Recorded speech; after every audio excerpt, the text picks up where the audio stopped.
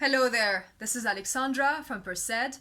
I hope you are doing great, that you're full of energy, that you're full of power, whatever time of the day it is for you. And this is day 9 of the 10 Days of Self-Improvement Challenge. I can't believe it's actually day 9. Anyways, so in the past few episodes, we have talked about ways in which we can improve our productivity. We have talked about how we can bust the myth of our own limitations, that we cannot do this anymore, that this is the end. We've also talked about how we can start things in a much efficient, in a smarter way, in a much more efficient way. And today is very much aligned with these few ideas that we have previously shared, and it's largely based on the field of entrepreneurship. So in entrepreneurship there are a lot of failures and some successes. And most of the cases there's a lot of testing. You have to test the value proposition, you have to test the product if it's good enough, you have to test the solution if it makes sense, you have to test the solution if it actually answers the problem, and so on and so forth. So it's all about testing. And the genius part about entrepreneurship is that it sort of made failure and made mistakes appear as much less scary because it's part of the process. And this is definitely something that we can learn from entrepreneurs. So how to deal with these little failures.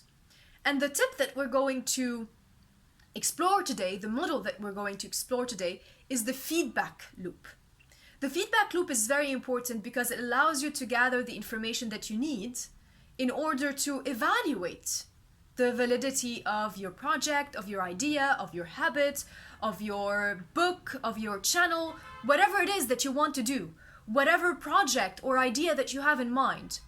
The feedback loop would allow you to get the needed data, the needed information, to either abandon it altogether because it's not going to work, or most likely, know where to improve or how to improve the idea that you have, and where to make amendments, and how to advance it in a much more efficient way.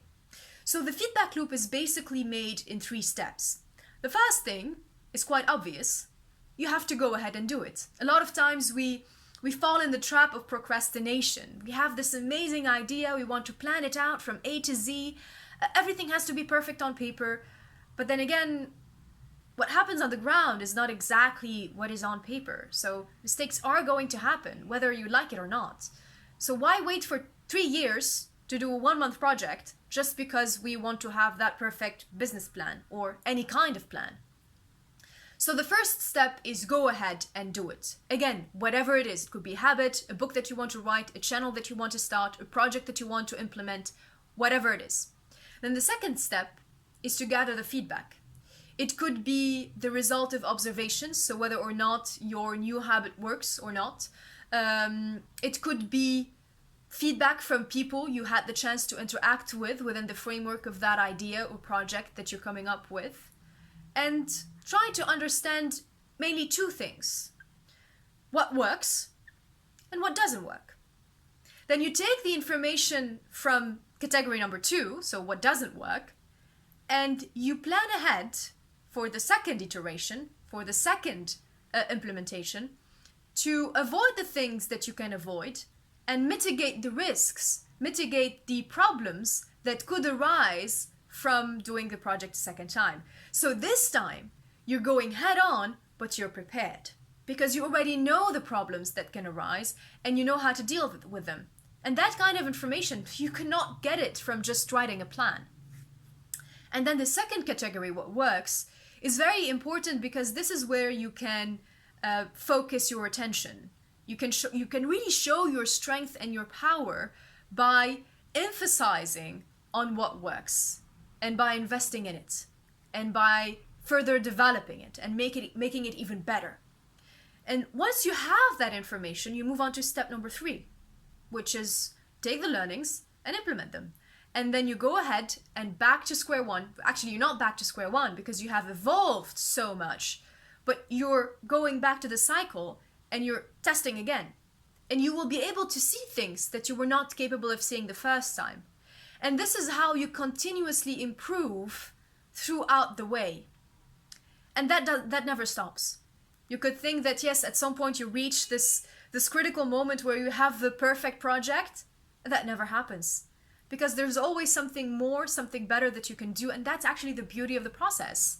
And there's a word for it actually, other than the idea of a feedback loop, and it's kaizen, which is a Japanese word that means continuous improvement.